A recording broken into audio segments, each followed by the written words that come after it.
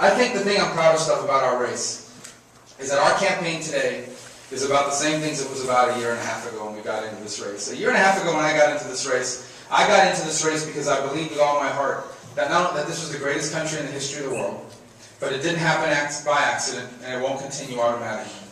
And I believe with all my heart that the direction Washington, D.C. is taking us is the wrong direction. Something that Senator Rubio often points out, he says he's at that point where he hasn't been in Washington so long to think that the things they're doing are normal. I mean, he hasn't been there long enough, in essence. He knows that what's happening up there is wrong and misguided. And he's right, it is. But it's not just wrong and misguided, it's dangerous, because it's taking us in a direction that will rob us of everything that makes America exceptional and unique. Well, one of the reasons why I'm so glad that my family is with us here today, both my mom and my children, is because both, at different spectrums of the same issue, remind me of how important this election is.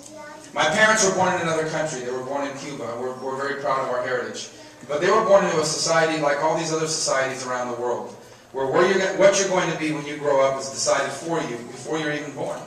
In essence, how far you can go in life is determined by who your parents were, where you come from, where you go to school, and who you grew up around, and what social class you're in, basically. How different is that from the country that I got to grow up in? A place where I've never felt limited. I've never felt like because my last name ended in a vowel, or my parents worked in the service industry, that I was somehow limited into what I could do. And these were honorable jobs that they had. I'm proud to have the work that they did. But my parents worked jobs so that we could have careers. And we've had opportunities, all of their children have had opportunities to accomplish things that they did not. For us, we've had doors open that did not even exist for them.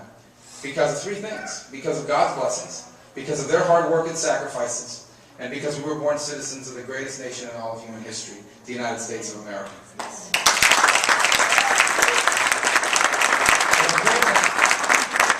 Greatness is not a product of happenstance. It didn't just happen. It happened because the people who were in charge before us were willing to do whatever it took to keep America great.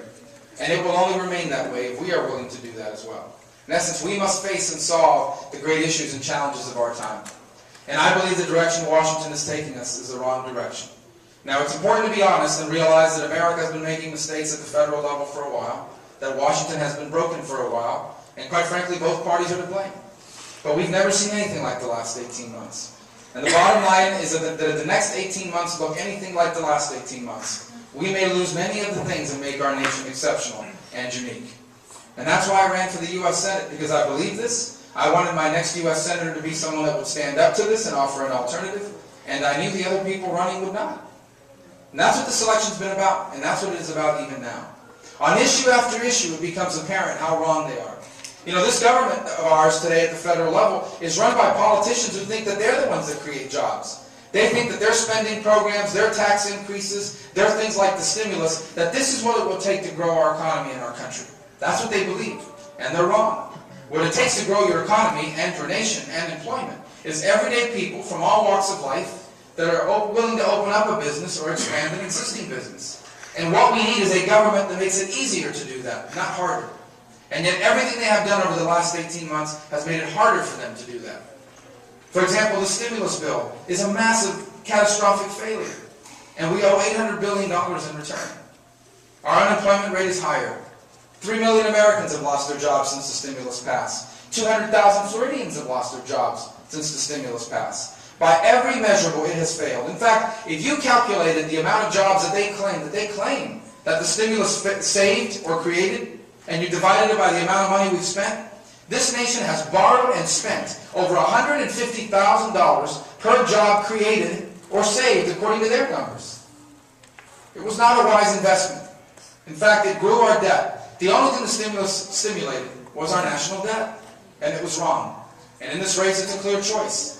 I'm the only one running that would have voted against the stimulus. If my opponents had been in the U.S. Senate when that vote came up, they would have voted for the stimulus, and to this day, they defend it. I believe it was wrong. There were better options on the table.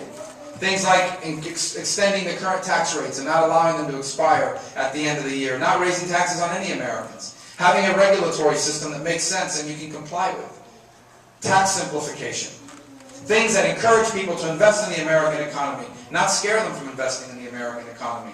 But as if that was not enough harm,